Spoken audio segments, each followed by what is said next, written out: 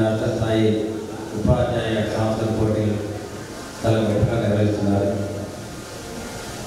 ఇంతకుముందు బాలోత్సవాన్ని పెట్టడం జరిగింది. బాలోత్సవానికి అంటే కూడా బాలు సాంస్కృతిక పోటీలు చేయాలంటే ఉపాధ్యాయులు కూడా దాంట్లో పాల్గొనాలి, రాణించాలి.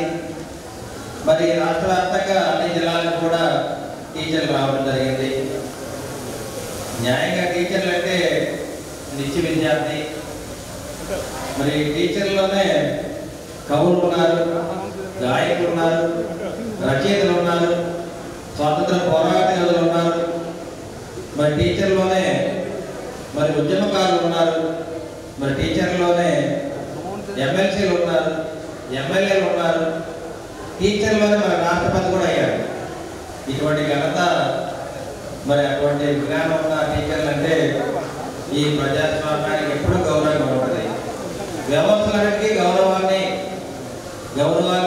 పెంపొందించాలన్నా, గౌరవాన్ని కలగజేయాలన్నా టీచర్ల యొక్క పాత్ర చాలా ఎక్కువ ఉంటుంది. మేము చిన్నప్పటి నుంచి కూడా టీచర్ల కుటుంబాలు ఉన్నవాళ్ళు కాబట్టి మా అందరికి కూడా ఒక ప్రణాళికాబద్ధమైన నడవడిక ఉంటుంది. ఆ నడవడికని నేర్పించే బాధ్యత మన ఉపాధ్యాయులు తీసుకోవాలి. ముఖ్యంగా మరి లేడీ టీచర్లు అందరూ కూడా మరి ప్రతి స్కూల్లో కూడా పిల్లలు ఎంత బాగా అభిమానిస్తారంటే మన మేనగానే ఉన్నాయి. ఏ స్కూల్కి వెళ్ళినా కానీ టీచర్లు అయితే చాలా చక్కగా సొంత పిల్లల దగ్గర తీసుకొని వాళ్ళకి పిల్లలకి ఇబ్బందులు ఉంటే ఆకలి అన్నం పెడతారు, వాళ్ళే పుస్తకాలు కొట్టి పెడతారు. ఎంత చక్కగా చూస్తారండి వాళ్ళని. ప్రతి స్కూల్కి వెళ్తాం కదా, ఇలా ఉమ్మడి ఏర్పడిన తర్వాత విద్యా వ్యవస్థ చాలా బాగుంది. పిల్లలు బాగా చదువుకుంటున్నారు. ఏ స్కూల్కి వెళ్ళినా పిల్లలు ఆరోగ్యంగా ఉంటున్నారు, సంతోషంగా ఉంటున్నారు. అది చాలా ఆశ్చర్యం. మేము బడికి వెళ్ళాము చిన్నప్పుడు, ఏదో పొద్దున్నే పొలం పని చేసి ఆడాడుగా సంఖ్య బుధాన్ని వేసుకొని గేదెలు పాలు తీసేవాడు, పేడకలు తీసేవాడు, నీళ్లు తీసేవాడు, గేదెలకు మేత వేసేవాడు.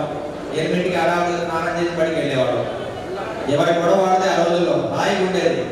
ఎంత సంతోషంగా ఉండేది అంటే టీచర్లకి ఏమి రాదు, పిల్లలకి ఏమి రాదు. ఇవన్నీ ఆ రోజుల్లో హాయిగా ఉండేది. ఎంత చక్కగా చదువుకున్నారు. అయినా కానీ మాకు బాగా చదువుకున్నాము. అప్పుడు కూడా మంచి మంచి డాక్టర్లు అయ్యారు, ఇంజనీర్లు అయ్యారు. అదేవిధంగా ఆ రోజుల్లో ఇంకా ఉద్యమకారులు ఎక్కువ ఉన్నారు టీచర్లు. ఏ ఉద్యమాన్ని చేయాలన్నా రాష్ట్ర వ్యాప్తంగా ప్రభుత్వం గడగడాడిపోయేది. అటువంటి ఉపాధ్యాయులు నేను వాళ్ళ మధ్య నేను పెరిగాను. అటువంటి ఉపాధ్యాయులనే మరి నక్సలబరీ మూవ్మెంట్ పుట్టింది, కమ్యూనిస్ట్ పార్టీ పుట్టింది. ఇటువంటి ఎన్నో స్వాతంత్ర ఉద్యమాలకి మూల కారణం ఉపాధ్యాయులు. ఎప్పుడు కూడా మేము మర్చిపోయేది లేదు. అటువంటి ఉపాధ్యాయులే గుర్రా అప్పారావు గారు, కందూరు వీరేశపల్లి గారు, మొట్రాన హరిబాబు గారు, జీడీసీఎం బ్యాంక్ చైర్మన్ గారు, పైకి రావాలండి. ఈ విధంగా ఎంతో మంది అటువంటి ఉపాధ్యాయ కుటుంబం నుంచి, అటువంటి ఉద్యమ కుటుంబం నుంచి మేమందరం కూడా బయటకు రావడం జరిగింది. ఒక కమ్యూనిస్ట్ పార్టీ నేపథ్యంతో, ఒక కమ్యూనిస్ట్ పార్టీ నేపథ్యం ఉన్న కమ్యూనిస్ట్ పార్టీ నుంచి పుట్టిన పార్టీ వాళ్ళ ఉమ్మడి కూటమి తెలుగుదేశం పార్టీ మీరు గమనించాలి. తెలుగుదేశం పార్టీ పుట్టుక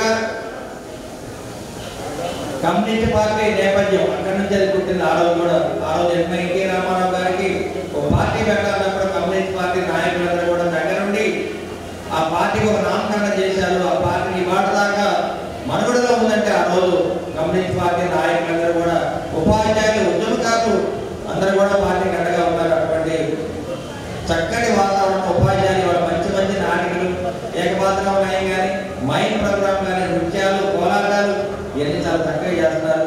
ఇటువంటి ఉత్సాహమైన వాతావరణం పడటం చాలా బాగుంది. మొన్నే మాకు అసెంబ్లీలో కూడా చంద్రబాబు నాయుడు ఎమ్మెల్యేలందరూ కూడా నాటక పోటీలు పెట్టారు. అందరు నాటకాలు వేసాము చక్కగా. తిరుమలాలు కానీ అందరూ నాటకాలు వేశారు. మరి దుర్గేష్ గారు వేశారు, బాలచంద్రుడు వేశారు. అదేవిధంగా తిరుమలాలు గారు మరి దుర్యోధన వేయడం జరిగింది. ఈ విధంగా అన్ని పాత్రలు వేయడంటే ఒక ఉత్సాహం, సామాన్యమైన వాతావరణం నుంచి రోజు జరిగే వాతావరణం బయటకు రావాలి. అందరూ కూడా ఉత్సాహంగా ఉండాలి. నిజంగా రాష్ట్ర వ్యాప్తంగా ఈ కార్యక్రమాలు ఘనంగా ఏర్పాటు చేసిన పల్నాడు బాలసుబ్రహ్మణ్యం మరి చైర్మన్ గారికి, కార్యవర్గ సభ్యులకు అందరికీ ధన్యవాదాలు తెలియజేస్తూ, ముఖ్యంగా ఈ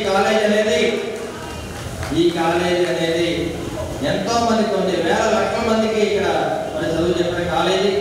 అదే ఎస్ఎస్ఎన్ కాలేజీ. మరి ఈ చైర్మన్ గారు ఇక్కడే ఉన్నారు కాబట్టి ఇటువంటి గొప్ప కాలేజీలో మనం అందరం కూడా చదువుకోవడం, ఇక్కడే డాక్టర్లు అవ్వడం, ఇక్కడే ఇంజనీర్లు అవ్వడం, ఇక్కడే ఎమ్మెల్యేలు అవ్వడం, అటువంటి వాతావరణం కలిగిన ఎస్ఎస్ఎన్ కాలేజ్ ఎప్పుడు మర్చిపోలేము.